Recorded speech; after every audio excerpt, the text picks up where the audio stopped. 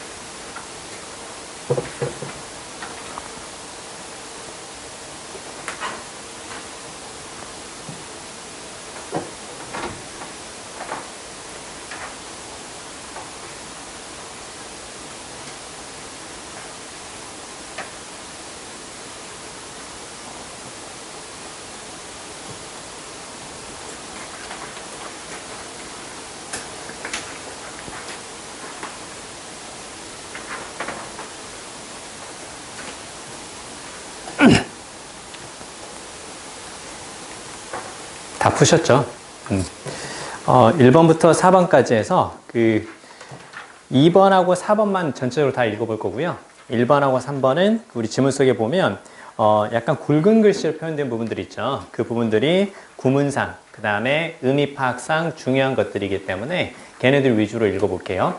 1번하고 3번은 그냥 굵은 글씨로 쓰여진 부분, 그 부분만 살펴볼 거고 2, 4번은 쭉 처음부터 끝까지 한번 좀 읽어보도록 할게요.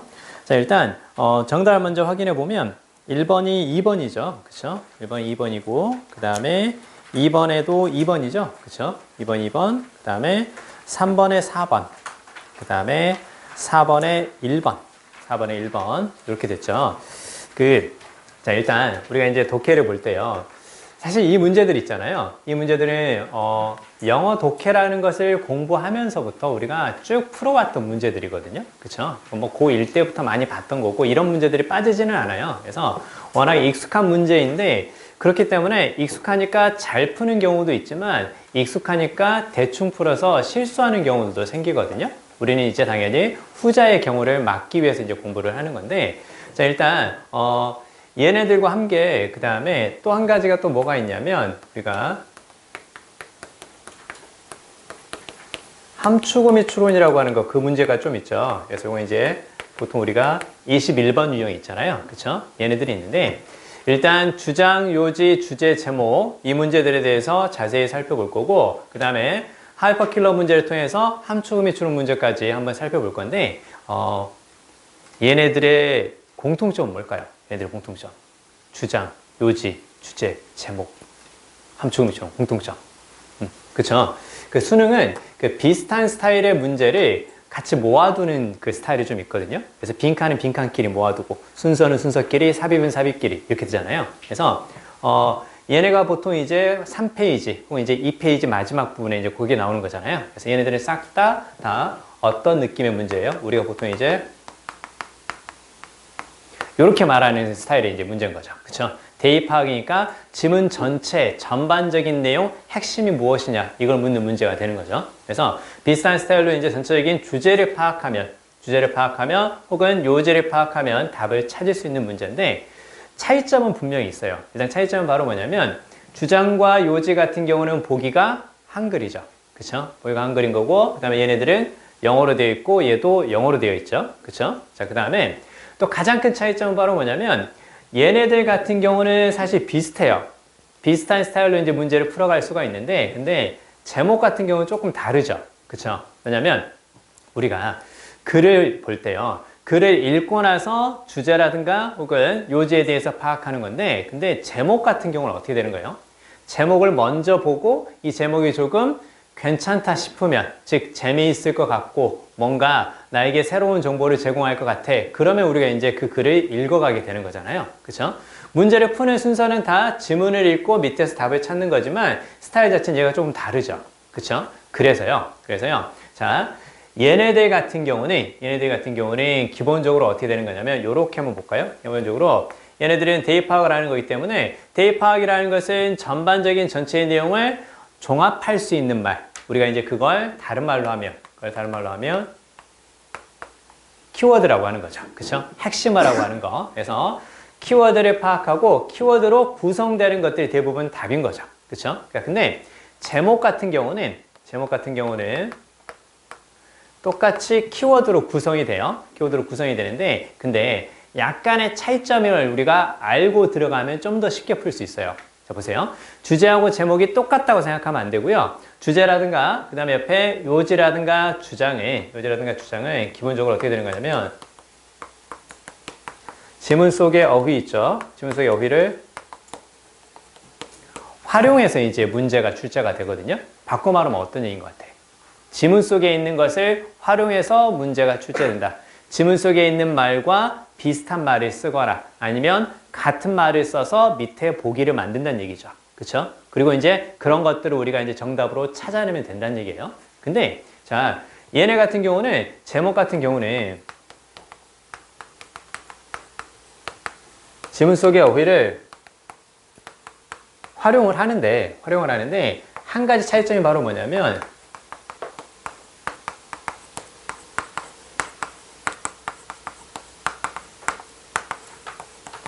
요게 나올 수 있거든요.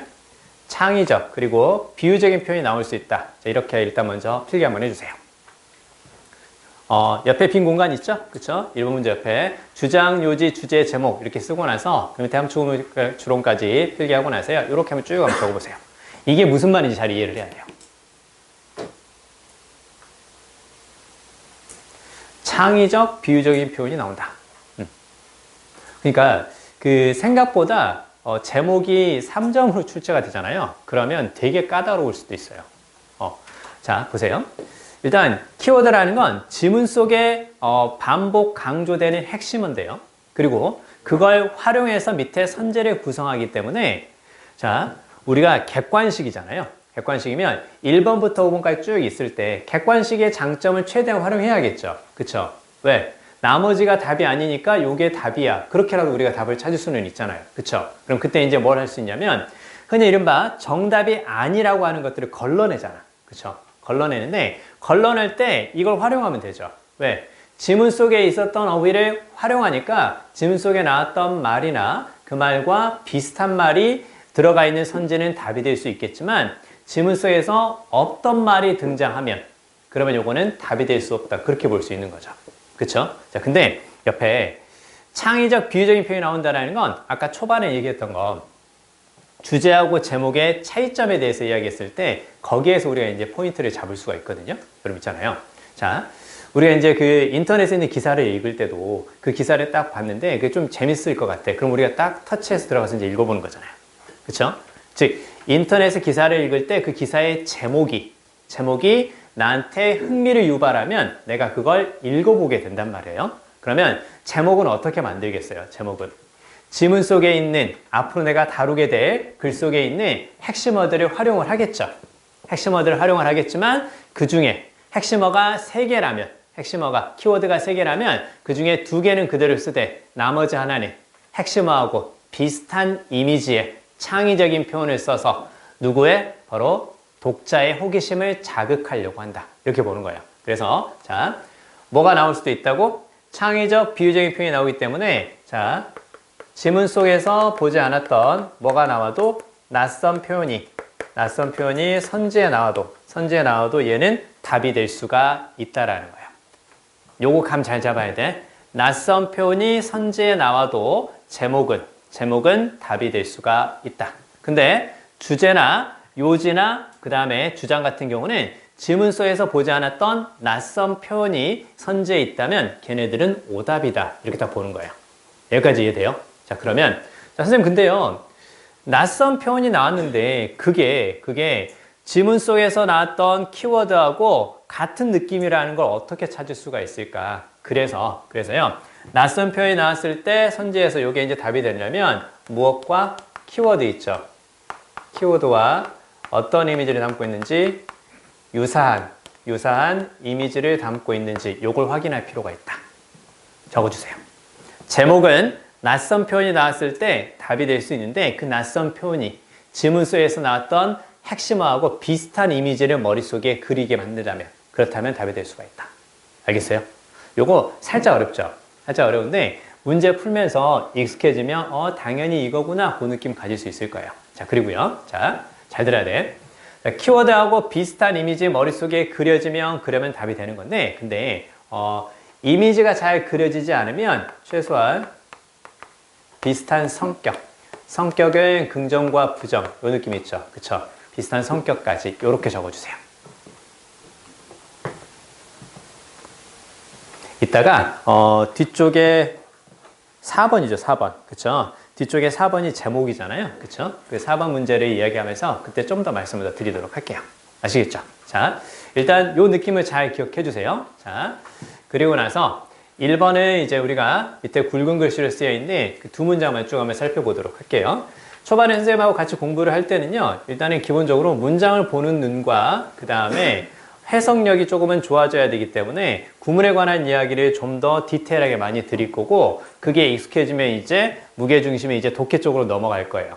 그리고 나서 독해가 익숙해지면 이제 나중에는 평가원 기출문제만 가지고 쭉 문제를 풀어가면서 실제 수능에 나오는 난이도에 내가 체화될 수 있게끔 그렇게 이제 만들어 드릴 거예요. 그러니까 하나씩 차근차근 올라가면 돼요.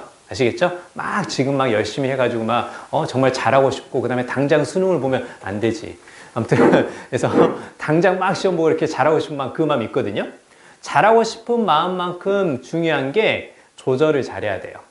급하게 가면 뭔가 되는 것처럼 보이는데 급하게 오른 성적은 급하게 뚝 떨어지는 경우도 많이 발생을 해요.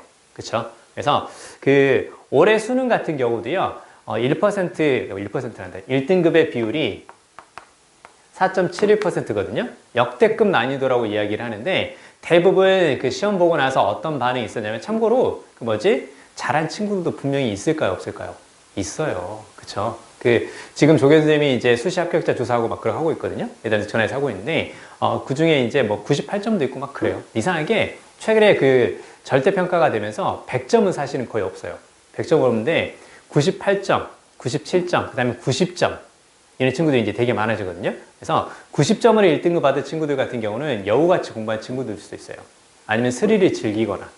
그쵸? 딱 90점으로 1등급이 되면 최저가 맞춰지고 89점이 되면 어디가? 청솔. 뭐 이렇게 될 수도 있거든요. 그러니까 그래서 스릴을 즐기는 친구들도 있는데 근데 이게 난이도가 그러면 졸라 어려웠냐? 대부분 어떤 반응이었냐면 지문은 어렵지 않았는데 밑에 선제에서 헷갈렸다. 지문은 어렵지 않았는데 무슨 내용인지 알 것 같은데 밑에 보기에서 두 개를 놓고 헷갈린다. 이게 사실은 가장 어려운 시험일 수도 있어요. 왜? 알 것 같거든. 풀 것 같거든. 그러니까 어떻게 되는 거니? 그 지문을 못 놔. 아예 어려우면 어떻게 되는 거예요? 그 지문도 버리고 그 문제도 버리면 되죠. 그쵸? 그리고 내가 풀 수 있는 것에 내가 집중해서 그 문제 맞추면 되잖아요. 근데 전반적으로 다 이런 스타일의 문제들이 많았기 때문에 그러니까 어떻게 되는 거니? 시간을 많이 잡아먹어요. 그쵸? 시간을 많이 잡아먹고 앞에서 이렇게 내가 정답을 고르고 뒤에 문제에 집중해서 풀어야 되는데 앞에서 풀었던 것이 찝찝해요. 그쵸? 확신이 안 생겨. 그러니까 어떻게 되는 거야? 뒤에 문제를 풀 때도 얼른 이거 풀고 다시 한번 돌아가야지. 그 생각이 크다 보니까 전반적으로 다 흔들리는 그런 상황이 된 거죠. 사실은 올해 초에 이제 그 킬러 문항을 제외하고 이런 식으로 문제를 출제한다고 그랬을 경우에 대부분 쉬워질 거라 생각했는데 지문의 난이도는 쉬워졌지만 선제 난이도가 올라가면서 사실상 결과치는 안 좋았던 이제 그런 경우들이 생기는 거죠. 그래서 선생님이 방금 전에 이 이야기를 하면서 어떤 얘기를 먼저 드린 거예요? 선제에 관한 이야기를 그래서 먼저 드린 거예요. 선제를 잘 보는 눈이 여전히 중요할 것 같아요. 자, 그러면 일단 뭐 지문의 이해가 돼야 어느 정도 독해력이 돼야 이제 선제도 걸러낼 수 있는 거니까 이 이야기를 조금만 더 하도록 하겠습니다. 한번 읽어봤으니까 이거 뭐 어렵지 않죠? 그쵸? 자, 여기 이렇게만 딱 밑줄 볼까요? think of하고 as 딱 밑줄. 많이 들어봤죠? 그쵸? think of A as B. A를 B로 여기다, A를 B로 생각하다. 이렇게요. A를 B로 여기다, A를 B로 생각하다. 자, 그러면 이렇게 쭉 나오니까 여기서는 사실은 뭐만 판단하면 되는 거냐면 이렇게만 판단하면 되는 거죠. 그쵸? 이렇게 판단하면 되는 거고 그래서 중간에 이렇게 딱 동사 뒤에 이렇게 딱 as가 보이면 우리 요거 비슷한 것도 있잖아. A를 B로 여기다 간주하다. regard A as B 이렇게 써서 as를 그냥 요런 느낌으로만 가져가면 돼요. 아시겠죠? 사실 이 as 같은 경우는요. as가 여기서는 지금 명사 앞에 쓰였으니까 전치사인데요. as는 주어 동사 앞에 쓰이면 접속사로도 쓰이죠. 그쵸? as 주어 동사. 그때 그 as가 어떤 뜻이 있어요? as가 접속사로 쓰일 때. 뭐뭐 할 때. 그쵸? 뭐뭐 때문에. 뭐뭐 함에 따라. 심지어는 뭐뭐에도 불구하고. 이렇게 되거든요. 뭐뭐처럼 이렇게 다 돼요. 이렇게 의미가 많죠. 그쵸? 그게 왜 그러냐면 얘 때문에 그래요. 이렇게 딱 적어주세요. as는 어디에서? is에서 모양이 바뀐 거다. 됐죠? is에서 모양이 바뀐 거예요. 자, 여러분 그 비동사 is 같은 경우는요. 이렇게 한번 생각해 볼까요? 이거 안 써도 돼요. 비동사 is 같은 경우는 이렇게 딱 생각해 보면 그 사람 친절하다 이렇게 해서 하죠. 그쵸? 그러면 그 사람이 친절하다는 의미는 뭐 때문에 생기는 거예요? 그 사람이 친절하다는 뜻은 뭐 때문에? 얘 때문에 생기는 게 아니라 얘하고 얘 때문에 생기는 거죠. 그쵸? 따라서 이 is 같은 경우는 어찌 보면 그냥 자리만 차지하는 문법적인 역할을 할 뿐인 거지 is 자체가 의미 전달에 큰 영향을 준다 안 준다? 안 준다라는 거예요. 거기에서 모양이 살짝 바뀌어서 as가 나온 거예요. 따라서 as 같은 경우는 기본적으로 비동사하고 비슷하게 비동사가 이런 느낌이잖아요. 그렇죠? 앞뒤에 있는 것이 똑같다는 느낌으로 보고 as가 접속사를 쓰일 때 어떻게 해석을 할 거냐 그거는 as가 어떤 뜻인지 접속사의 뜻인지 그게 중요한 것이 아니라 as를 빼고 앞뒤 문맥을 살펴보는 거예요. 앞뒤 운명을 살펴보고 앞쪽이 원인이고 뒤쪽이 결과인 것 같다. 그러면 뭐뭐 때문에 그렇게 해서 가는 거고 그 다음에 앞쪽이라는 어떤 전제가 있을 때 뒤에 나온 내용이 나오는 것 같다. 그럼 뭐뭐 할 때 그렇게 보는 거고 무슨 말인지 이해돼요? 그래서 as라는 접속사 의미에 대해서는 크게 신경 쓸 필요 없다. 그냥 기본적으로 우리가 알고 있는 일반적인 사고방식을 통해서 원인이냐 결과냐 조건이냐 상황이냐 이런 것들 그냥 따져보면 된단다. 아시겠죠? as에 대해서 크게 신경 쓸 필요는 없다. 여기에서 이렇게 발음이 바뀌어서 나온 게 바로 as이기 때문에 그렇다. 이해되죠? 자, 그 다음에요. 자, 자, 그러면 다시 이쪽으로 와서 우리들 스스로를 무엇으로 생각한다고? 독립적인 개인으로 생각합니다. 자, 여기 맨 앞에 위에 동그라미.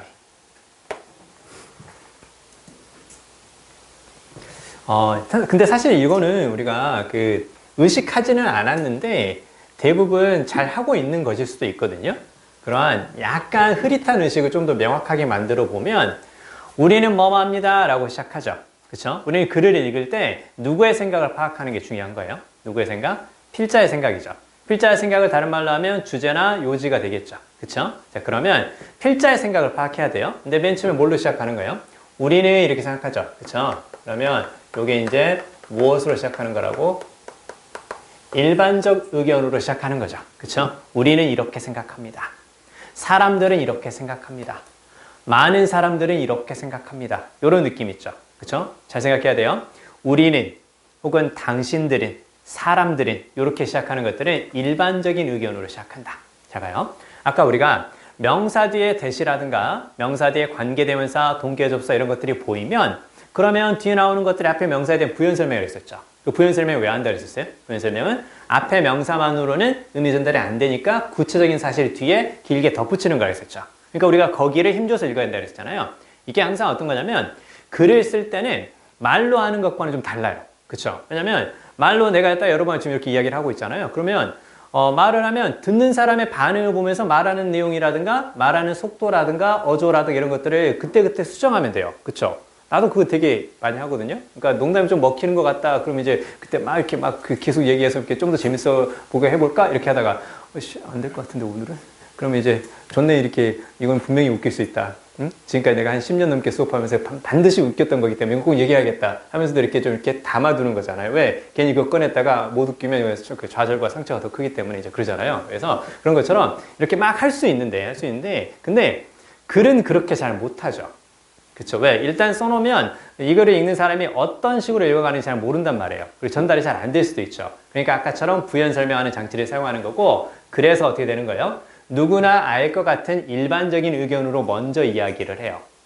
그리고 나서 당연히 어떤 얘기가 나올까요? 누구나 알 것 같은 일반적인 의견으로 상대방에게 부담을 줄이면서 글을 자연스럽게 읽어가도록 만들고 그리고 나서 약간 새로운 이야기를 해줘야 그 글을 읽어가는 사람이 이 글을 버리지 않고 계속 호기심을 가지고 읽어갈 수가 있겠죠. 그렇죠? 그래서요. 일반적 의견으로 시작하면 보통 뒤에 뭐가 많이 나온다고? 바로 이제 반전 주제가 보통 등장한다고 이렇게 알아두시면 돼요. 됐죠? 별거 아니죠? 그럼 이제 우리가 이제 중요한 건 뭐냐면 좋아요.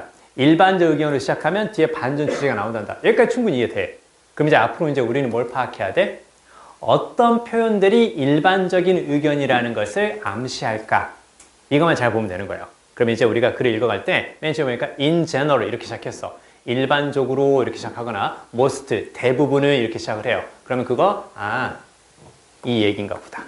됐죠? 이 얘기인가 보다. 이렇게 할 수 있고요. people say 이렇게 시작한다거나 most people say 이렇게 딱 시작을 해요. 그럼 이제 어떻게 되는 거야? 그것도 역시 일반적 의견으로 시작하는 거구나. 이렇게 보는 거고 여기에서 이제 확장되는 게 바로 뭐냐면 여기서 확장되는 게 잘 봐요. 확장되는 게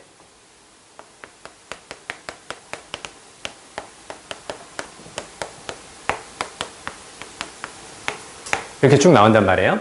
이렇게 나오거나 적어보세요. 이렇게 쓰거나 이렇게 딱 쓴단 말이에요. 그럼 이거 해석하면 어떻게 돼요? 우리 보통 이런 것들은 이제 구문할 때 이승 가주오고 대디아가 진짜 주어다. 그래서 대디아라고 말해준다. 이렇게 해석하고 넘어가요. 근데 얘가 어떤 기능인지 모르는 거죠. 그쵸? 여기서 가주 진주어가 중요하겠냐 사실 이거? 시험에 나오지도 않아요. 가주 진주어. 이승 가주오고 대디아가 진짜 주어다. 그래서 뭐뭐라고 말해준단다. 이거 외워봐야 무슨 소용이 있겠어요. 그쵸? 이게 하는 기능이 뭔지를 봐야죠. 그쵸? 뭐뭐라고 말해준다라는 건 어떤 의미예요? 누가 그렇게 말을 한다라는 것을 수동으로 바꾼 것 뿐인 거죠. 그쵸? 사람들이 뭐뭐라고 말을 합니다. 그걸 수동으로 바꾸면 어떻게 되는 거야? 뭐뭐라고 사람들에 의해서 말해집니다. 이렇게 되는 거죠. 그쵸? 그러니까 요게 딱 나왔을 때는, 아, 얘도 무엇을 제시하는 거라고? 바로 일반적인 의견을 제시하는 거라고. 그럼 뒤쪽에 반전 주제가 나오지 않을까? 이렇게 생각하면서 읽어가자라는 거야. 이해되시죠? 그쵸? 그러니까 이런 것들을 잘해야 돼. 구문 공부하면서. 괜히 뭐 가주어, 진주어, 뭐 여기는 뭐지? 여기는 꼭 수동이야. 뭐 이 자리에 뭐 능동을 쓰면 틀려. 뭐 존나 중요한 어법이야. 뭐 얘기하는데 어디서 중요해? 어디서 중요해? 수능에서 물어보지도 않아요.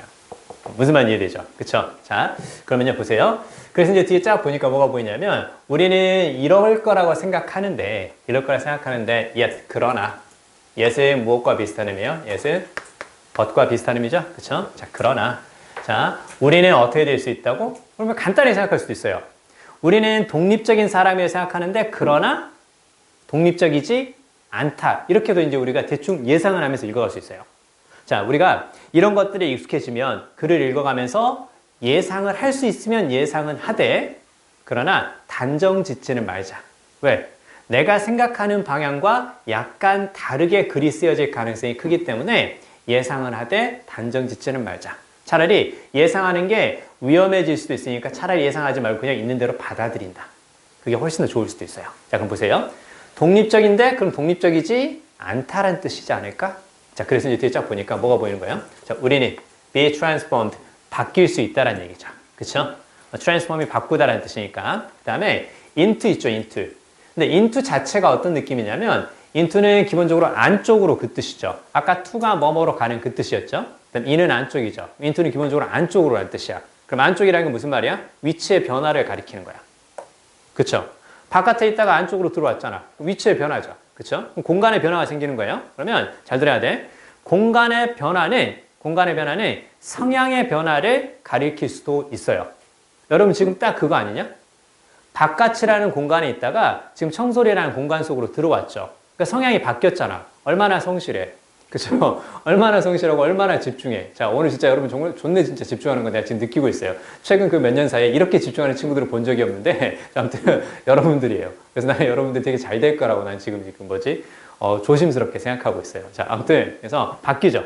어디에 들어가느냐에 따라서 그 사람의 성향이 바뀌는 거예요. 그래서 이게 into 자체가 앞에 어떤 표현이 쓰이는지 간에 into 자체가 뭘 암시한다고?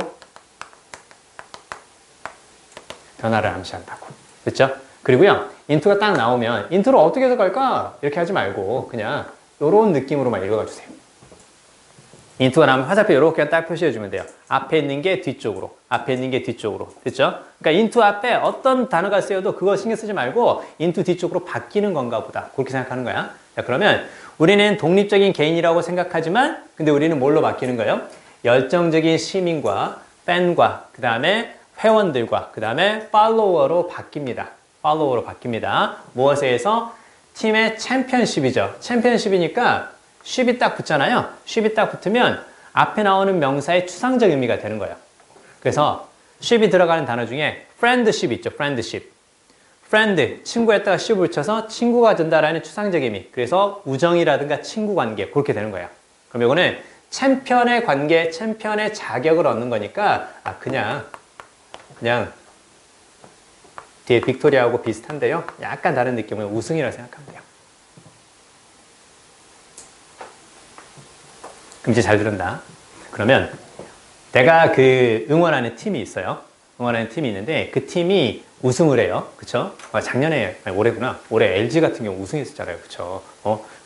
28년 만인가? 아무튼 처음으로. 자, 선생님 참고로 기아 팬이었어요. 기아 팬이었습니다. 지금은 그냥 좀 그래요. 아무튼 그래서 기아 팬이었는데 기아는 뭐 우승을 한 10번 했기 때문에 그냥 뭐 LG 보면 약간 측은한 느낌도 들고 약간 그러긴 했었어요. 우리는 10번이나 했는데 너희는 한 번도 못했네? 뭐 그렇게 했었고 그 다음에 이 구단의 팬들은 되게 좀 안타깝고 불쌍하고 막 그러기는 해요. 그리고 사실은 이 구단의 팬들은 되게 인내심이 되게 큰 사람들이에요. 왜냐면 요걸 이제 다른 말로 하면 그래서 이제 요렇게도 많이 읽거든요. 그래서 왜냐면 이 팀의 경기를 보다 보면 까고 비하고 그런 거 절대 아니에요. 과거에 그런 적이 있었다는 뜻인 거고, 그래서 경기를 보면 이제 화난다고 그래서 이제 한화 이글스가 아니라 화나 이글스다 뭐 이렇게 말하는 경우도 있었거든요. 그래서 실제로 참고로 그 뭐지?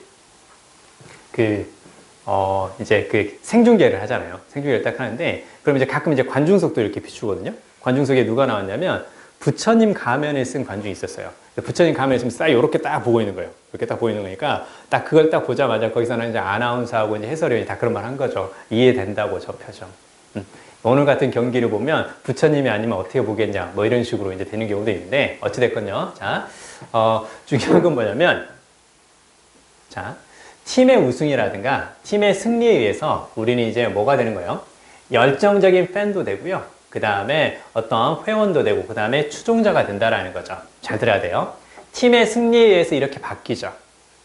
그렇죠? 팀의 승리에 의해서 이렇게 바뀌니까 어떤 뜻이라고 볼 수 있겠어요? 팀의 승리에 의해서 이렇게 바뀌니까 결국은 팀을 추종하는 사람이 되는 거고, 팀을 따라가는 사람이 되는 거죠. 그렇죠? 그래서 우리가 아까 얘기했던 것처럼 예상을 하되 글을 읽어가면서 판단할 필요가 있다. 그래서 여기 말하는 요거 있죠. 그쵸?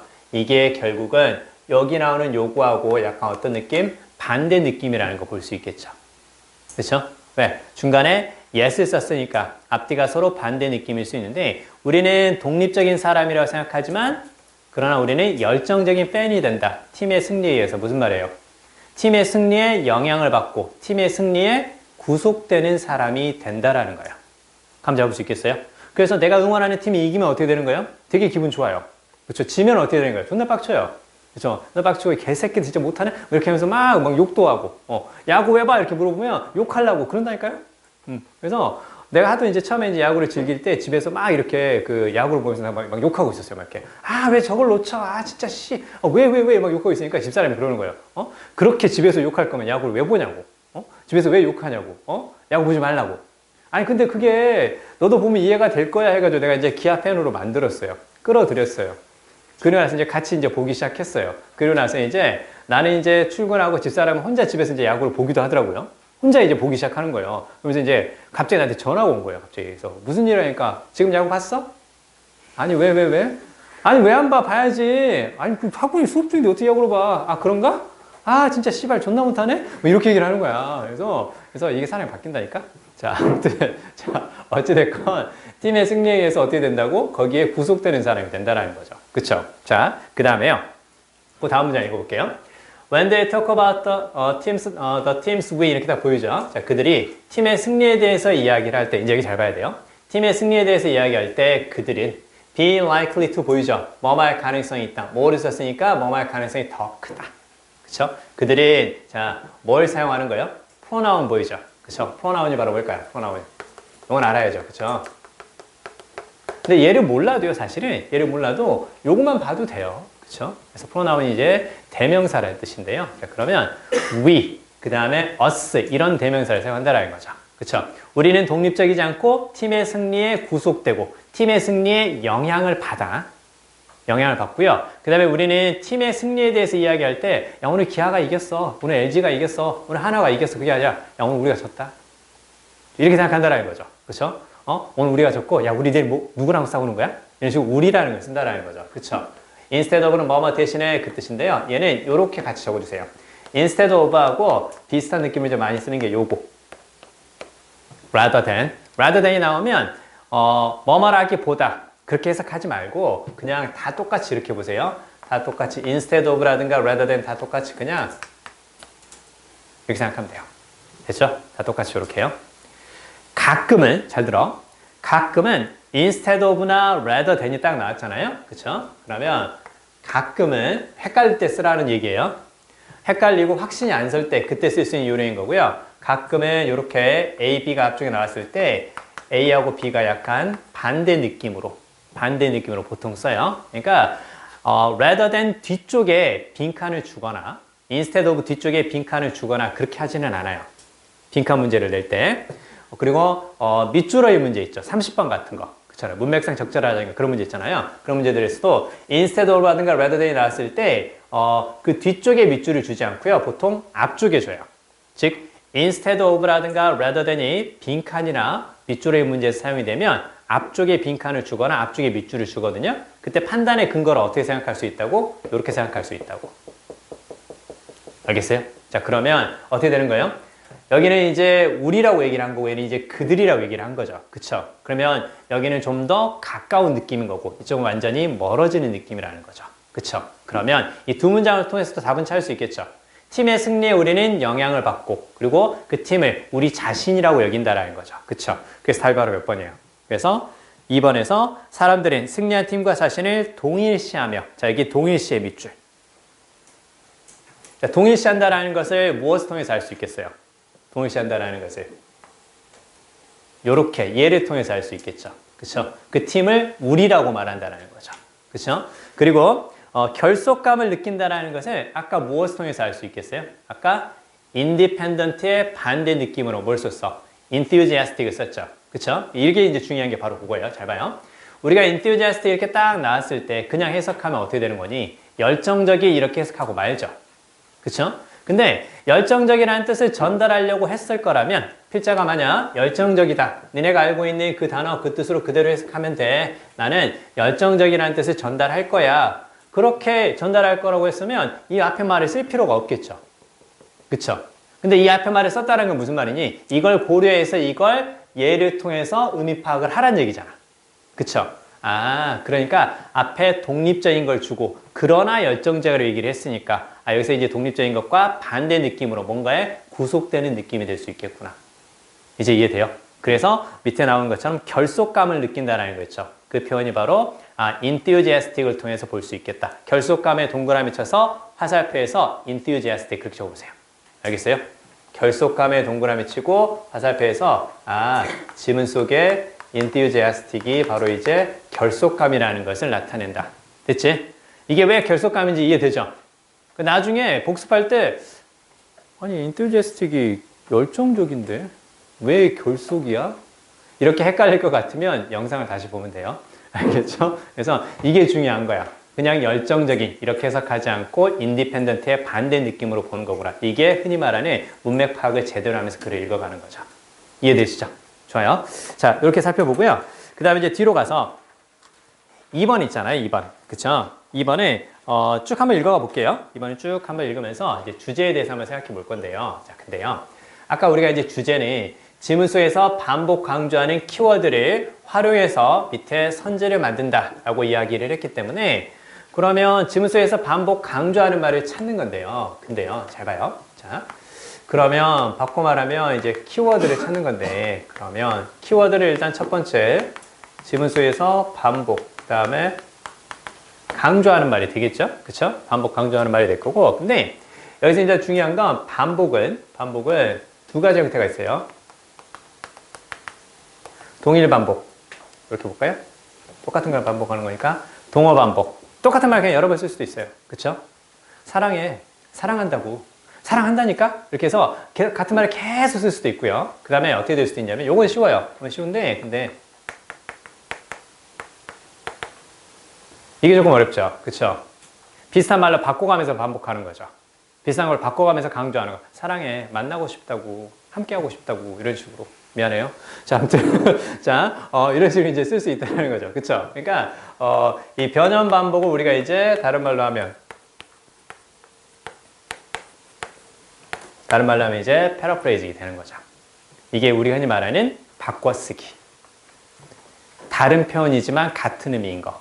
우리가 뭘 잘해야 될까? 요걸 잘 찾아내야 돼요.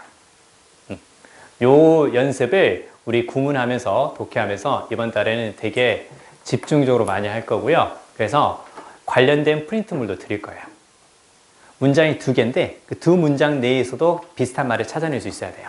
그러면 3문장이 되고 4문장이 됐을 때 비슷한 말을 잘 찾아낼 수 있거든요. 그러면 문제는 봐요. 지문이 보통 여러 문장들로 구성되어 있잖아요. 근데 이렇게 쭉 읽어가면서 내가 비슷한 말을 다 잘 찾아낼 수 있어요. 그럼 어떻게 된 거니? 한 가지 이야기를 하고 있구나. 그래서 한 번에 읽고 주제가 정리되고 답을 찾을 수 있는 거죠. 그쵸? 아까 이번 시험이 왜 어려웠다고 말씀드렸어요? 이번 시험이 밑에 선지에서 헷갈린다고 그랬었죠. 그쵸? 내용을 알 것 같으니까 이게 제일 불안한 거야. 알 것 같으니까 아니까가 아니라 알 것 같으니까 알 것 같은 게 아니라 아는 상태로 만들기 위해서 이런 연습들을 많이 할 겁니다. 나중에 프린트물 드리면 그거 연습 잘 해주세요. 잘 해주시고. 자, 그 다음에, 요런 이제 반복 강조가 되는 게 있고요. 그 다음에 이제 두 번째는 바로 뭐냐면, 요걸 찾아야 돼요. 요거. 상위 개념. 이게 살짝 헷갈리면 이렇게 적어볼까요? 키워드는 뭐가 될 것이라고? 상위 개념이 바로 이제 키워드가 될 것이라고. 이렇게 적어주세요. 상위 개념이 바로 키워드. 상위 개념이라는 것은 아까도 얘기한 것처럼 이제, 포괄적인 말이라고 했었죠. 그쵸? 그럼 이제 잘 읽어갈 게 바로 뭐냐면, 잘 봐요. 자, 우리가 이제 보통 이렇게 문장이 두 개가 딱 나온단 말이에요. 여기 딱 주어 동사가 있고, 그 다음에 이렇게 딱 써요. 이렇게 쓰고, 이렇게 딱 쓴단 말이에요. 그럼 이거 쉽죠? 그쵸? 그럼 이제 두 문장의 관계가 중요하다는 얘기예요. 봐요. 글을 읽어가면서 여러 문장들이 있는데 어떤 건 버려도 되고 어떤 것은 가져와야 되는지 문제 유형에 따라 조금씩 다르거든요. 빈칸 문제 같은 경우는 근데 디테일하게 다 잘 봐야 돼요. 왜? 빈칸 문제 출제 원리가 뭔 줄 아니? 주제 및 세부사항에 빈칸을 만든다요. 무슨 얘기니? 주제의 빈칸이 될 수도 있고 주제와 관련된 세부사항의 빈칸이 될 수도 있으니까 빈칸은 내 맘대로 만들 거야. 니들이 알아서 잘 파악해봐. 이거 똑같아요. 주제 및 세부사항이 되는 거지만. 하지만 다른 주제라든가 제목 문제는 기본적으로 대입하기로 했었죠. 대입하기가 무슨 말이야? 포괄적인 말을 찾아가는 거죠. 그렇죠? 아까 선생님이 얘기했던 것처럼 자 봐요. 선생님은 수영하고 테니스하고 농구를 좋아합니다. 즉 스포츠를 좋아한다는 얘기죠. 일단 나왔어요. 그러면 선생님이 하고자 하는 얘기는 결국 어떤 얘기예요? 결국은 스포츠를 좋아한다는 얘기죠. 수영이라든가 테니스라든가 농구 이걸 강조하는 게 아니라 스포츠를 강조한다는 걸 알 수 있겠죠. 그렇죠? 그럼 이 스포츠라는 것이 방금 전에 옆에서 등장했던 그런 농구 같은 말들과 비교했을 때 뭐가 되는 거야? 상위 개념이 된다는 걸 알 수 있겠죠. 그렇죠? 그래서 이렇게 딱 나오면요. 딱 나오면 이쪽이 이제 상위 개념이 되는 거고 이쪽이 이제 구체적인 사례 하위 개념이다. 이거 되게 쉽단 말이야. 근데 중요한 건 뭐냐면 최근에는 이런 것들이 잘 안 나오는 경우들이 많다라는 거예요. 그래서 글을 읽어갈 때 왼쪽과 오른쪽이 있을 때 바뀔 수도 있다. 무조건 왼쪽이 상위 개념이고 오른쪽이 뭐 하위 개념이다. 그게 아니야. 그게 아니고 어떻게 될 수 있냐면 요게 구체적인 사례고 이쪽이 바로 이제 포괄적인 말 이렇게 등장할 수도 있어요. 중요한 건 바로 뭐야? For example이라는 이런 연결어가 없어도 문장과 문장을 쭉 읽어갈 때 어느 쪽에 포괄적인 말이 등장하는가 요걸 잘 찾아낼 수 있어야 돼요. 별거 아니죠. 그렇죠? 별거 아니에요. 별거 아닌데 이 별거 아니다고 해서 대충 보니까 나중에 헷갈리는 경우들이 생기는 거예요. 아시겠죠? 자, 그렇게 이제 보시면 되고요. 자, 그러나 잘 들어야 돼. 선생님 그러면요. 구체적인 사례 속에 들어가 있는 말을 무조건 버려도 되는 건가요? 그렇잖아. 주제나 제목 문제를 풀 때 혹은 요즘 문제를 풀 때 그럼 구체적인 사례가 중요한 게 아니라 그걸 포괄하는 말이 중요한 거니까 그럼 for example이 나오면 이건 버리고 for example 앞이나 뒤에 있는 포괄적인 말만 읽어도 되는 건가요? 고2 때까지는 그렇게 해도 돼요. 고2 모의고사까지는 그렇게 해도 되는데 고3으로 들어가면 이제 어떻게 되는 거냐면 잘 봐요. 반복 강조되는 말이 키워드고 그 키워드로 주제가 되고 제목이 된다고 했었죠. 그쵸? 물론 제목은 약간 성격이 다르다고 아까 얘기를 했었어요. 그러면 자, 이 둘을 놓고 선택을 할 때요. 둘을 놓고 자, 주제나 제목 문제인데 둘 중 하나만 딱 이용해서 풀어. 반복 강조되는 말을 찾을 거야? 아니면 상위 개념을 찾을 거야? 이렇게 딱 둘 중 하나 선택을 하려고 해요. 선택하라고 내가 강요를 받았다고 쳐. 그럼 여러분 이 둘 중에 1번하고 2번 중에 뭐가 더 중요할 것 같아요? 상위 개념이 중요할 것 같아요? 반복 강조되는 말이 중요할 것 같아요? 반복 강조되는 말이 더 중요해요. 그렇죠? 그러니까 두 가지 활용을 하되 여기에도 있고요. 여기에도 있어요. 막 여러 번 나와. 예시에도 나오고 예시가 아닌 곳에도 여러 번 나오는 단어가 있어. 그러면 이것에 관계없이 반복 강조되는 말 그게 훨씬 더 중요한 거니까 그걸 먼저 생각한다. 됐죠? 문장 사이의 관계를 보면서 포괄적인 말도 찾으려고 노력하되 더 중요한 건 바로 뭐다? 좌우지간 여러 번 나오는 말. 됐죠? 좌우지간 여러 번 나오는 말 그걸 잘 찾아야 돼요. 아시겠죠? 자, 그렇게 보시면 되고 그 다음에 이제 세 번째가 바로 뭐냐면 세 번째가 이렇게 딱 적어주세요. 세 번째가 가치 판단. 여러분, 가치 판단이라는 것은 긍정과 부정의 느낌을 주는 말. 됐죠? 긍정과 부정의 느낌을 주는 말. 이거 다른 말로 하면 필자의 의견. 됐죠? 다른 말로 하면 필자의 의견. 좋다, 나쁘다. 이런 것들 있죠. 같이 본다. 잘 들어요. 좋다, 나쁘다. 다른 말로 하면 뭐가 될 수도 있을까요? 뭐 중요하다. 뭐 필수적이다. 이런 말들도 이제 좋다고 얘기를 한 거죠. 그렇죠? 불필요하다, 쓸모없다, 바람직하지 못하다. 그럼 이건 당연히 부정적인 뉘앙스로 말을 하는 거죠. 그렇죠? 그래서 이런 식으로 긍정이 됐건 부정이 됐건 저런 식의 가치 판단이 들어가는 것도 놓치지 말고 잘 살펴본다. 자, 2번 한번 쭉 한번 읽어볼게요. 다음 글의 주제로 하여 적절한 것에 이렇게 쭉 나와 있는데 되게 간단해요. 간단한데요. 맨 처음에 딱 보니까 디자인은 우리가 예상하는 것보다 더 많은 것을 할 수 있다. 그쵸? 우리가 예상하는 것보다 더 많은 것을 할 수 있다. 그 다음에 이때 it은 당연히 앞에 나오는 뭘 가리키는 거예요? 앞에 나오는 디자인을 가리킨다는 걸 감 잡을 수 있겠죠? 그쵸? 그럼 벌써 어떻게 되는 거예요? 디자인이 키워드인가? 그쵸? 디자인이 키워드인가? 이렇게 다 보는 거죠. 그쵸? 자, 그러면 대명사가 그래서 중요한 거구나. 대명사가 그래서 중요한 거구나. 됐지? 반복 강조되는 말이 중요하다며. 그러면 대명사는 최소한 해당되는 명사를 몇 번 얘기하는 거야? 대명사가 한 번 말하고 앞에 그 해당되는 명사 또 나왔겠죠. 그렇죠? 그럼 대명사 자체가 뭐였어? 그걸 두 번 얘기하는 거잖아. 그래서 대명사가 가리키는 것을 꼭 찾고 그게 키워드가 될 수 있음의 가능성을 열어두란 얘기야. 알겠어요? 자, 그러면요. 자, 디자인은 우리가 예상하는 것보다 많은 것을 할 수 있고 디자인은 가끔은 뭘 할 수도 있다고 세상을 바꿀 수도 있다는 얘기죠. 그쵸? 자, 그 다음에 take healthcare for example 이렇게 딱 보이네요. 그럼 이렇게 이제 딱 끊어보는 거예요. 아, 구체적인 말 하위 개념이 등장을 하면 한번 이렇게 끊어본다. 왜? 이쪽을 좀 더 힘주란 얘기죠. 그리고 여기를 읽어가면서 앞쪽에 나온 말이 반복되는 게 있는지 찾아보면서 반복되는 말은 여기에 있어도 키워드가 된단다. 그렇게 이제 보는 거예요. 자, 그러면 세상을 바꾸는 것에 대해서 좀 더 구체적으로 이야기를 한 거죠. 그쵸? 세상을 바꾸는 거. 그러면 결국은 우리가 예상하는 것보다 많은 것을 할 수 있고 세상을 바꾼다고 했으니까 뭘 바꿀 수 있다라는 거예요? 디자인이 이걸 바꿀 수 있다는 얘기죠. take more for example, 뭐뭇을 예로 들자 그 뜻이에요. 그럼 이것을 예로 들어보자. 그러면 이것은 무엇의 예야? 디자인이 바꿀 수 있는 것의 예지. 그치? 디자인이 바꿀 수 있는 것의 예야. 이렇게 읽어가줘야 돼. 아, 디자인이 뭘 바꿀 수 있다고? 의료를 바꿀 수도 있다고. 의료를 바꿀 수도 있다고. 그래서 이제 그걸 좀 더 구체적으로 이야기를 하니까 growing body of evidence니까 많은 증거라고 보면 돼요. 많은 증거라고 보면 되고 여기서 일단 body라는 것은 그냥 구체적인 형태라고 생각하면 돼요. 이 body를 신체라고 생각하면 안 돼. 그냥 구체적인 형태라고 생각하면 되고 이렇게 한번 볼까요? 살짝 헷갈리면 body of 이렇게 딱 보이잖아요. 구체적인 형태가 있는 거고 우리 몸이죠. 그쵸? 우리 몸. 우리 몸에는 존내 많은 기관들이 있죠. 그쵸? 혈관만 해도 몇 개냐? 몰라. 아무튼 문과야. 자, 아무튼 자, 어찌됐건 우리 몸에는 뭔가 많기 때문에 그래서 이걸 이렇게도 써요. 됐죠? 이렇게 씁니다. 자, 그러면 growing evidence니까 무슨 얘기야? 증거가 growing, 커지고 있다는 얘기니까 많은 거란 뜻이죠. 그쵸? 자, 그러면 자, 커져가는, 증가하는 많은 증거는 보여주고 있습니다. 자, 무엇이? Improving the design of medical setting. 딱 보이죠? 자, medical setting이라는 건 뭐 때문에 나온 것 같아? 요것 때문에 나온 것 같아. 이렇게 보는 거죠. 그쵸? 그러면 의료 환경의 디자인을 개선하는 것이. 이렇게 화살표 표시 한번 해보세요. 나중에 글을 읽어갈 때 비슷한 것과, 잘 들어. 비슷한 것과 관련성이 있는 것들을 놓치지 말고 표시하는 거야. 비슷한 것과 관련성이 있는 것들. 처음에 닥터 얘기를 했어. 예를 들어서. 밑에 보니까 널스가 보이고 페이션트가 보여. 그러면 연결해서 읽어가는 거야. 아, 의료 얘기구나. 됐어요? 비슷한 것과 관련성이 있는 것을 확인하면서 읽어간다. 왜냐면 대부분 친구들이 요건 잘해요.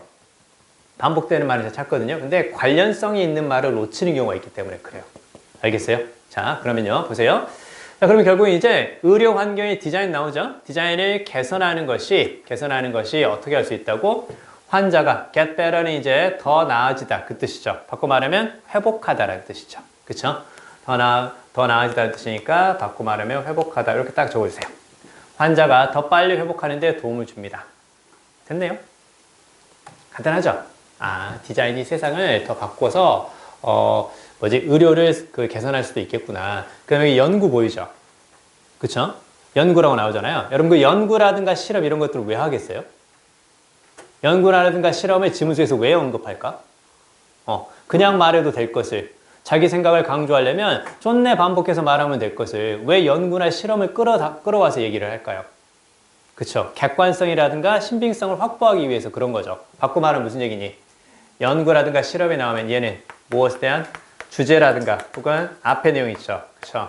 주제라든가 앞의 내용에 대한 무엇이 될 것이라고 부연 설명이 될 것이라고 결국은 같은 얘기 하려고 단 객관성을 확보하려고 그쵸? 내 말이 구라가 아니다. 내 말이 그냥 단순히 나만의 생각이 아니다. 이렇게 연구를 통해서 나온 객관적인 사실이야 이걸 말해주려고 하는 거죠. 그쵸? 그럼 잘 들어야 돼. 얘는 독해할 때 어떻게 활용하면 되겠니? 앞에 거 잘 해석이 됐어. 그럼 그냥 빠르게 그냥 읽어가면 돼요.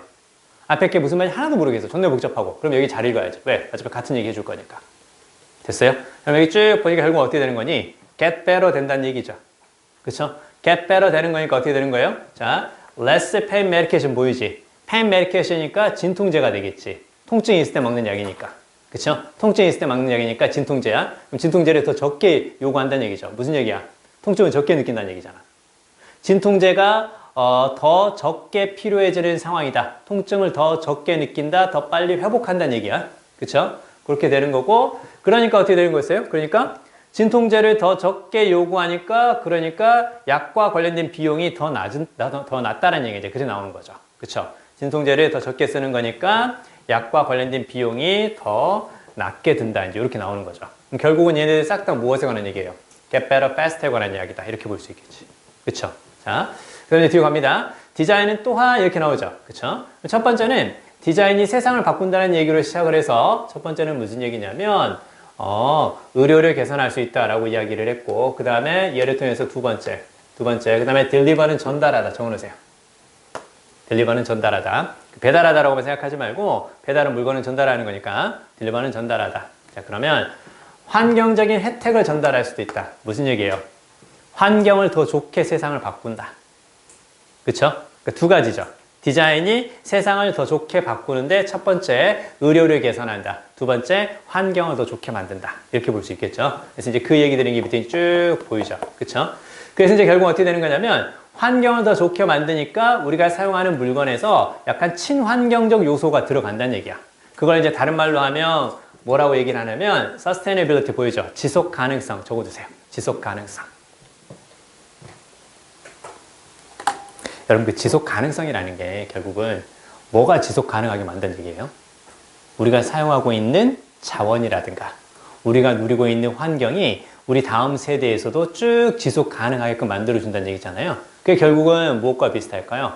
환경을 보호하는 것과 좀 비슷한 느낌일 수도 있어요. 그래서 과거에는 환경을 보호합시다 라고 그렇게 얘기를 했지만 요즘은 지속 가능성에 대해서 생각해 봅시다. 이제 그렇게 얘기를 하는 거예요. 무슨 말 이해되시죠? 그쵸? 자, 그러면 요게 결국은 sustainability 좀 더 구체화되는 거고 이러한 접근법은 not only 보이죠? 그쵸? 뭐뿐만 아니라 뭐뭐도 그것만 생각하면 돼요. 이러한 접근법은 자, 그 물건을 만들죠. from 뭐뭐로부터 이제 그 뜻이죠. 뭐뭐로부터 이렇게만 적어둘까요? 출처를 가리키는 거고 그래서 보통 무엇을 언급할 때 재료를 언급할 때도 쓰입니다. 그래서 재활용된 물질로부터 물건을 만들 뿐만 아니라 그쵸? 재활용된 물질로부터 물건을 만들 뿐만 아니라 그 다음에 이거 마지막 문제 이거 잘 봐야 돼. 상품을 디자인합니다. 잘 들어. 상품을 디자인해. 그럼 맨 마지막에 지금 as well as는 뭐뿐만 아니라 이제 그 뜻이니까 사실 as well as가 나왔을 때 요거 뭐뭐만큼 잘 그 뜻도 있기는 한데 요 뜻을 일단 먼저 생각하죠. 자, 그러면 as well as가 쓰이면 최소한 몇 개 이야기를 하는 거야? 두 개 이야기를 하는 거죠. as well as 앞과 뒤니까. 그쵸? 그러면 상품의 사용뿐만 아니라 그 다음에 뒤에서 eventual은 이렇게 적어두세요. 이벤트 생각하면 안 돼. 이벤트 생각하면 안 되고 final이라고 생각해 주세요. 그럼 최종적인 disposal은 처리라든가 처분이에요. 그쵸? 사용뿐만 아니라 사용과 최종적인 처분. 일단 여기까지 이해되죠? 그쵸? 자, 그 다음에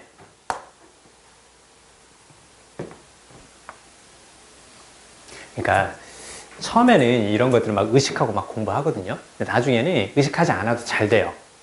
왜 그러냐면 처음에 의식하면서 했으니까 그런 거야. 보세요. 여기 해서 어떻게 할 수 있을까요? with an eye to. with, 뭐뭐 함께. 그 뜻도 있죠. 뭐뭐를 가지고라는 뜻도 있다. 선생님이 지금 분필과 함께 있죠. 그렇죠? 분필을 가지고 있는 거야. 그래서 with는 뭐뭐 함께 오고 뭐뭐를 가지고 따라서 with는 소유나 능력을 가리킬 때도 쓴다는 얘기예요. 알겠어요? with가 뭐뭐 함께 뭐뭐를 가지고. 자, 그러면 그대로 볼까요? 눈과 함께. 그렇죠? 눈과 함께죠. 그렇죠? 근데 to를 썼죠. 근데 명사 앞에 to네? 그럼 아까 to는 어떻게 본다 했어요? 뭐뭐로 가는, 뭐뭐로 향하는 그 뜻이죠. 그럼 눈은 눈인데 어디를 향하는 눈이야? 뒤에 나오는 것을 향하는 눈이죠. 그쵸? 그럼 내 눈이 어디 향하고 있는 거야? 내 눈이 뒤쪽에 상품의 최종적인 처분과 그 다음에 사용을 향하고 있죠. 그쵸? 내 눈이 그럼 어디를 바라보고 있는 거야? 여기를 바라보고 있는 거죠. 그쵸? 자, 딴 데 보지 않고 여기를 딱 바라보고 있는 거야. 그러면 이 뒤쪽 부분을 바라보는 눈을 가지고 그 뜻이죠. 그쵸? 이 뒤쪽 부분에 대해서 쭉 이렇게 쳐다보고 있는 거니까 쳐다보고 있다는 것은 어떤 느낌이니? 뭔가를 쳐다보고 있다는 것을 첫 번째, 거기에 집중하고 있다. 그쵸? 다른 데 안 보고 거기 쳐다보고 있는 거예요. 두 번째, 그걸 생각하면서 보고 있다는 얘기죠. 그쵸? 나 맨날 네 생각해. 네가 있는 집을 바라본다냐? 이렇게 하면서 한단 말이야. 그쵸? 죄송합니다. 자, 아무튼 그러면 어느 쪽을 쳐다본다라는 것은 그것을 생각하고 있고 거기에 집중하고 있다는 뜻이야. 그쵸? 자, 그래서 이제 뭘 쓰는 거야, 여기서. 뭐뭇을 고려하면서. 뭐뭇을 생각하면서. 자, considering이라고 쓰되 with an eye to를 considering이라고 외우면 안 돼. with an eye to가 왜 이런 뜻이 생겼을까? 뭔가를 향하는 눈을 가지고 뭔가를 쳐다보는 눈을 가지고 그러니까 그쪽을 생각하고 그쪽을 집중하면서 이렇게 되는 거야. 이제 이해돼요? 자, 근데 잘 들어. 야, 근데 눈은 두 개 아니냐? 그쵸? 눈은 두 개잖아요. 근데 여기서는 지금 눈 하나죠. 그쵸? 이쪽을 쳐다보는 눈 하나죠. 그쵸? 뭔가를 고려하면서, 뭔가를 주의하면서 그랬을 때 with an eye를 쓰거든요. 왜 an eye를 쓸까? 눈 두 개를 다 쓰는 게 아니라. 눈 두 개를 쓰면 그쪽만 보고 다른 쪽은 보지 못할까 봐. 그래서 뭔가에 신경 쓰지만, 하지만 그쪽만 신경 써서 다른 쪽은 무시하는 효과가 아니라 그쪽도 보고 내가 생각하고 있는 것도 같이 보려고. 그래서 한쪽 눈은 저쪽을 보고 한쪽 눈은 또 다른 것을 보고. 그래서 보통 뭔가를 고려한다 그랬을 때 다른 한쪽을 무시하게 되는가 봐 눈 두 개를 가지고 이야기한다 하지 않고 눈 하나를 가지고 이야기를 하는 거예요. 참고로 이해돼요? 자, 그럼 이제 나중에 글을 쭉 읽어가다 보면서 이제 어느 정도 뉘앙스 이렇게 파악할 수가 있을 거예요. 이해되시죠? 그쵸? 자, 그러면 답은 당연히 뭐라는 거 알 수 있겠어요? 답은 당연히 디자인의 힘이죠. 우리의 삶을 개선하는 거 몇 번? 2번이 답이죠. 그쵸? 왜냐면 여기서 이제 개선한다라는 것을 앞에 나오는 무엇과 비슷하겠어요? 앞에 나오는 그러니까 지문 속에 있었던 거 change하고 비슷하죠. 그쵸? 근데 왜 improve를 썼을까? 환자가 더 빨리 회복되죠. 환경적인 것들을 더 좋게 만들죠. 그쵸? 그래서 change라는 말이 있었지만 구체적인 예시를 통해서 걔가 말하는 게 어떤 뉘앙스다? better의 뉘앙스라는 걸 알 수가 있기 때문에 그래서 improve라는 게 쓰였단다. 이제 이해되죠? 그쵸? 자, 그렇게까지만 생각해 볼게요. 자, 그리고 다음 주에 3번하고 4번부터 쭉 또 다시 한번 살펴보도록 할 거고요. 우리 이제 딱 20분 정도 남았거든요. 하이퍼킬러 한 문제만 할게요. 오늘 첫 시간이니까. 하이퍼킬러 프리토를 빼주세요. 다른 유형으로 우리가 또 한번 풀어봐야 되니까 조금씩 익숙해지면 속도가 붙을 거예요. 속도가 붙을 거고 그러면 많이 하고 갈 수 있어요. 하이퍼킬러 문제 하고요. 요거 있죠. 데일리 미션. 데일리 미션. 자, 두 문제 풀겠습니다. 자, 데일리 미션 요거 하나. 그 다음에 하이퍼킬러에서 1번 지금 풀어주세요.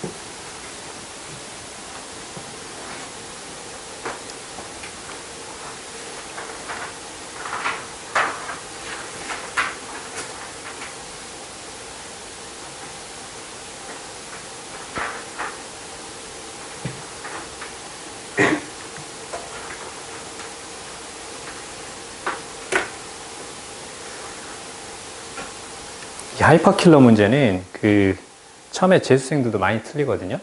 8문제를 보통 재수생들이 한 20분? 그 정도에서 시간이 있어서 시험을 봐요. 시험을 보는데, 3개 맞고, 2개 맞고, 하나 맞았다요? 이런 친구들 처음에는 있어요. 처음에 있는데, 근데 그렇다고 해서 이제 우리가 후반부로 갈수록 난이도를 떨어뜨리는 건 아니거든요. 동일한 난이도의 문제들인데 후반부로 갈수록 다 맞았다요? 선생님, 하이퍼킬러 9월 되니까 대충 내시는 거 아니에요? 이런 얘기들이 드는데 그렇지 않습니다. 그러니까 이 난이도에 익숙해지고 문제 보는 눈이 좀 더 좋아지면 그러면 되게 수월해질 거니까 나중에 이제 풀 때도요, 집에 가서 나머지 문제 풀 거 아니에요. 그래서 풀 때도요, 틀린다고 해서 너무 이렇게 불안해하거나 의심하거나 그 다음에 뭐 찢어버리거나 그렇게 하지 마시고 꼭 풀어주세요. 그리고 한 가지 더, 모의고사 있죠. 모의고사 시험지하고 하이퍼킬러 이렇게 문제 있잖아요. 이렇게 뭔가 이렇게 8문제짜리 대가 됐건 그 다음에 이렇게 전체 풀세트가 됐건 이런 식의 여러 문제가 이렇게 다른 유형의 여러 문제가 있는 그런 모의고사라든가 문제 있잖아요. 모아두세요.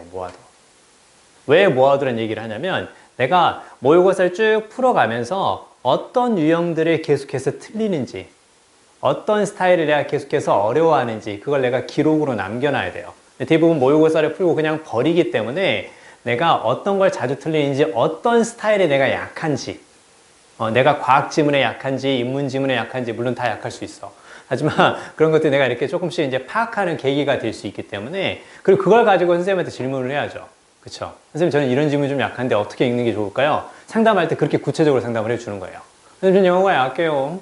독해가 약해요. 문법이 약해요. 그러지 말고 이런 부분이 좀 약한 것 같아요. 왜? 구체화할수록 답이 명확해지고 답이 명확해질수록 여러분이 생각하는 대학교에 가까워질 거예요.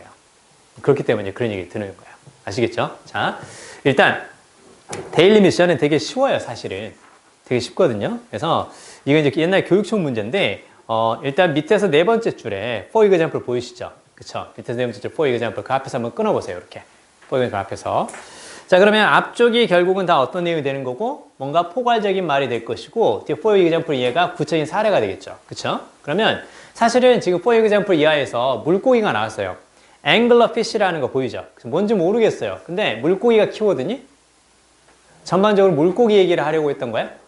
아니잖아. 그쵸? 물고기 얘기는 분명히 아닌 것 같아요. 그쵸? 그리고 앞에 쭉 보니까 어떤 게 보이냐면 요건 사실은 이제 되게 많이 쓰는 거고 알고 있는 걸 텐데 활용하는 습관을 들여주세요. 비록 뭐뭐이지만 뭐뭐에도 불구하고 딱 보이죠? 그쵸? 그래서 얘가 딱 보이면 although 다음에 주어 동사가 보이고 뒤쪽에서 주어 동사 이렇게 나올 거예요. 이렇게 나올 건데 비록 뭐뭐이지만 뭐뭐다. 뭐뭐에도 불구하고 뭐뭐다 이제 그 뜻이죠? 그쵸? 그렇게 되는 건데 참고로 얘는 약간 이런 느낌이에요.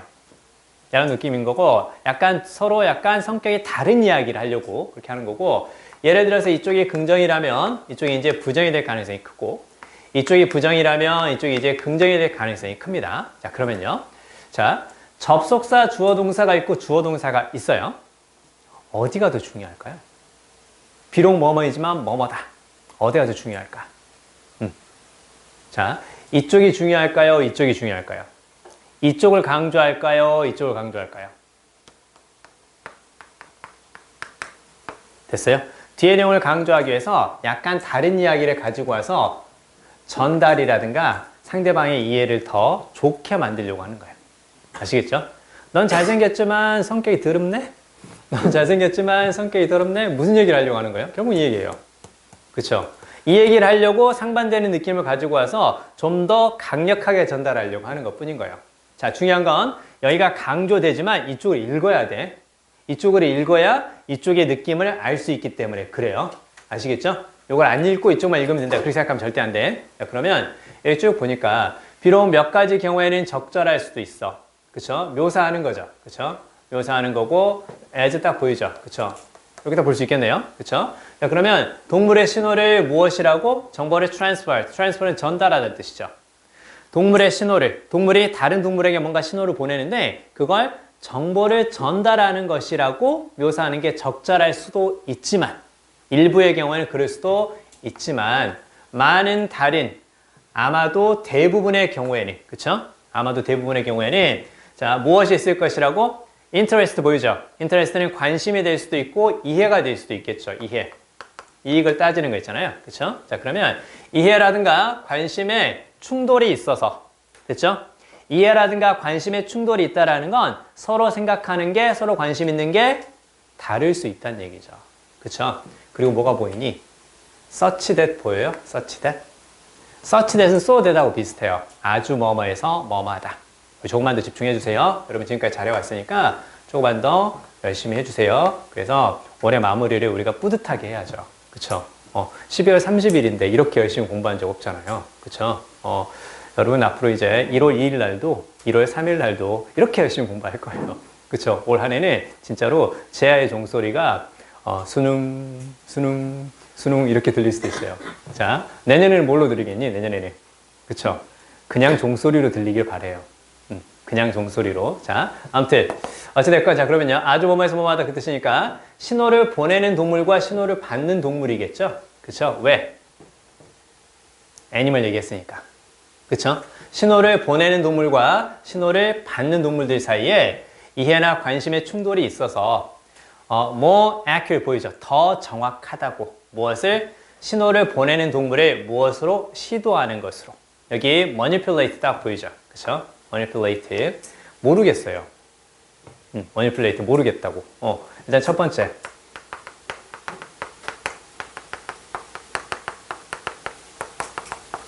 조작하다, 다루다. 나 이렇게 봤어요. 단어장은 보면서 외우니까 다 이 뜻이야.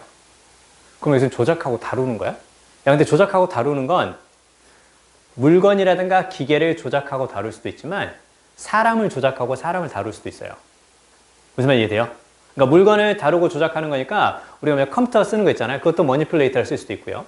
근데 사람을 다루고 조작한다라는 것을 어떤 느낌이 생기는 거예요? 그쵸?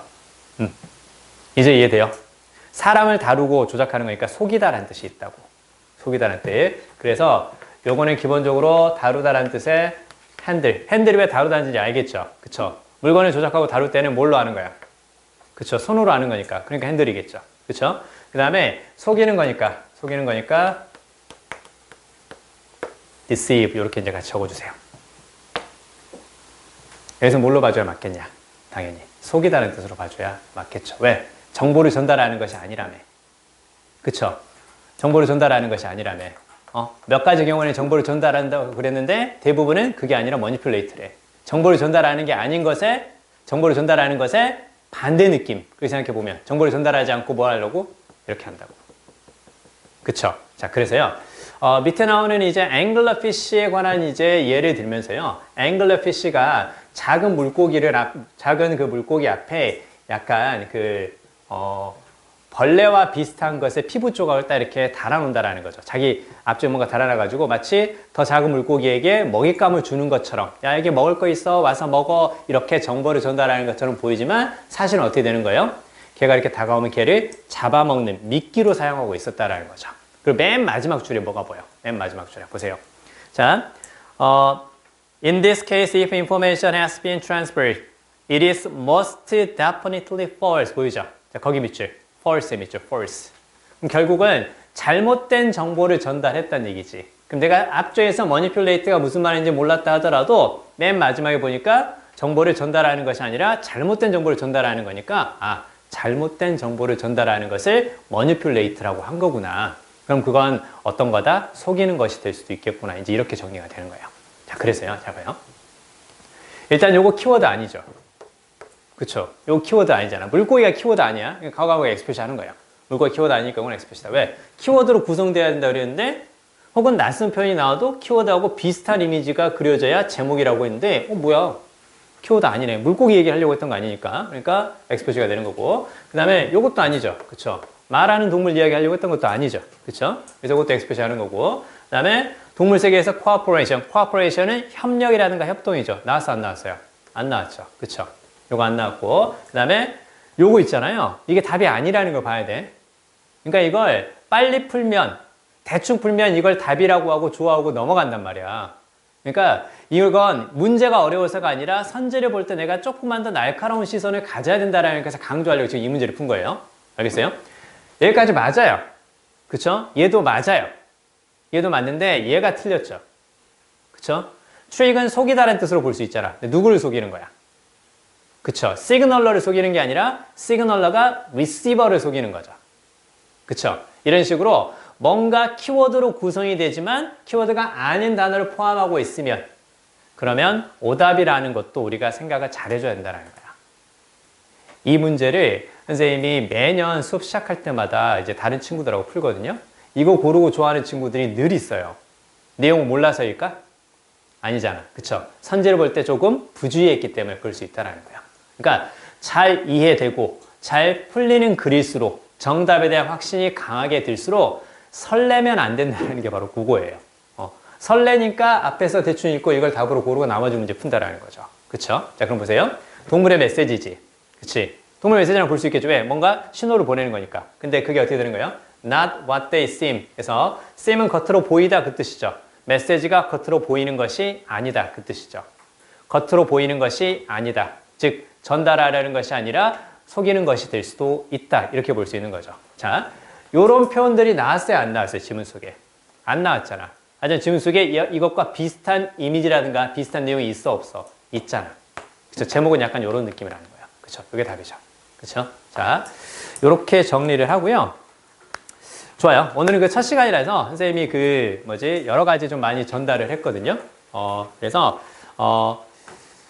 뭔가 문제 풀이하고 그 다음에 구문 해석하는 게 적게 느껴지지만 사실은 많은 내용들을 전달을 했으니까요. 오늘 우리가 그 3시간 수업을 했죠. 여러분 3시간 수업을 하면 최소한 1시간 반은 곱씹을 수 있도록 해주세요. 복습을 하면서. 그래야 오래 공부하는 것들이 성적으로 자연스럽게 연결된다는 걸 느낄 수 있을 거고요. 그리고 그래야 마지막에 우리 책 앞과 뒤에 있는 것처럼, 그쵸? 우리 책 앞과 뒤에 있는 것처럼 이런 식의 후기를 내가 써달라고 요청하면 그냥 성의 있게 써줄 수 있는 자연스러운 마음이 생기는 거예요. 그쵸? 참고로 이쪽은 재수생 후기고요. 그 다음에 맨 뒤쪽은 이제 고3 윈터에서 시작해서 공부했던 친구의 후기입니다. 그 책을 앞으로 이제 계속해서 이제 바꿔가면서 이제 여러분하고 이제 수업할 때 드릴 건데요. 바뀔 때마다 새로운 후기를 넣을 수 있도록 해볼게요. 후기는 많은데 이제 공간이 없어서 그런 건데요. 한번 읽어보세요. 여러분 공감할 수 있는 이야기들이 좀 있을 거고요. 복습하시고요. 그 다음에 하이퍼킬러 문제 푼다. 20분 재고 푸고요. 25분도 괜찮아요. 그렇죠? 그렇게 푸시고 그 다음에 모의고사 푸시고요. 다음 주에 단어는 데이 1부터 데이 5까지 그렇게 외워가지고 오시고 우리 8층 대강의실 그쪽으로 오시면 됩니다. 아시겠죠? 그리고요, 카페 가입하는 거 잊지 마시고, 카페 가입하시고, 선생님한테 가입했다고 얘기 좀 해주세요. 왜냐면 이상한 사람들이 있어요. 이상한 사람들이 가입해가지고, 그냥 나이가 50이고 60이고 막 그런 사람들도 있어요. 그러니까 그분들한테 등급을 줄 수는 없으니까 카페 가입했다고 꼭 문자 주시기 바랍니다. 여러분 오늘 첫 시간인데 고생하셨고요. 우리는 다음 주에 좀 더 밝은 모습으로 보도록 하겠습니다. 고생했습니다.